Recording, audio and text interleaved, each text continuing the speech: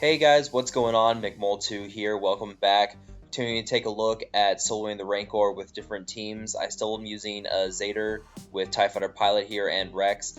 I have now switched out Darth Sidious with his Zeta and Darth Nihilist. I've now put in Jyn Erso and First Order Officer in their place. But before we go into the full details of this team, let's go and take a look at their mods and see what I've changed around. First up, we have Jyn. As you can see, I'm missing 2 mods. We'll just go ahead and say that was completely intentional.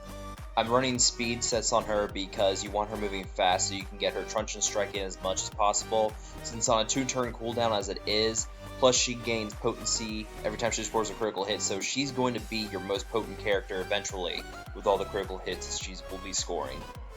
Next up, we have First Order Officer. I'm also running a speed mod set on him. This is to make him go as fast as possible for his marching orders, which you can combine with Vader for his Coaling Blade to do massive hits there. And then you have his pinning shot will do turn meter reduction on the Rancor. Whenever it does that, it will also give turn meter to other allies as well. Finally, we have TIE Fighter Pilot. As you can see, I have redone his mods now. I correctly have critical chance on him instead of potency like I was doing before. This is so he can actually place tenacity down on a regular basis instead of just a 1 in 3 chance every time like I was doing with the last run.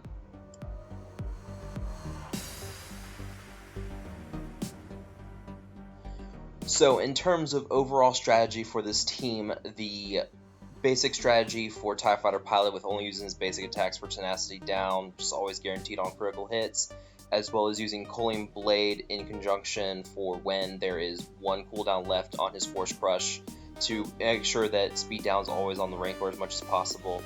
Those are the same strategies. You have First Order Officer and Jyn Erso now who can do some pretty decent turn meter removal with special attacks. Truncheon Strike for Jyn, it will always give her the same amount of turn meter that was removed from the target, and First Order Officer can remove up to 50% turn meter with his move, and if it removes turn meter, all allies gain 15% turn meter as well. Plus, it will automatically reduce the cooldowns for First Order Officer by 1.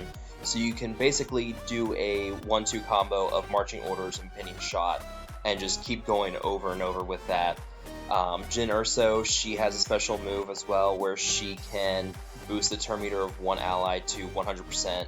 So you can combine that with the marching orders for First Order Officer. So you can give marching orders to Vader, give him advantage, have him use his Coaling Blade, and then use Jyn's special move, boost Vader's turn meter again all the way up, and then he can just use Force Crush right away. Of course, you have to be careful because this means that you're going to be missing out on the tenacity down from TIE Fighter Pilot. So it's probably better to, let TIE Fighter Pilot do his tenacity down first on the Rancor, and then use Force Crush as a result from that to get that speed down guaranteed on the Rancor.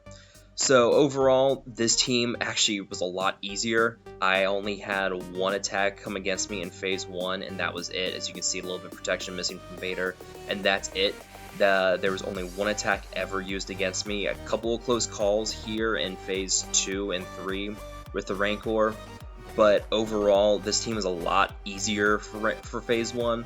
So I would recommend using the team like this instead of a full Sith and Empire team under Zader. It helps make the transition a little easier, but you won't get as much damage as you would, especially if you're not using a Darth Nihilist with his Annihilate, as you could see before in that other video. Nihilist's damage from Annihilate was doing a lot of damage. He was doing almost as much as Vader's was.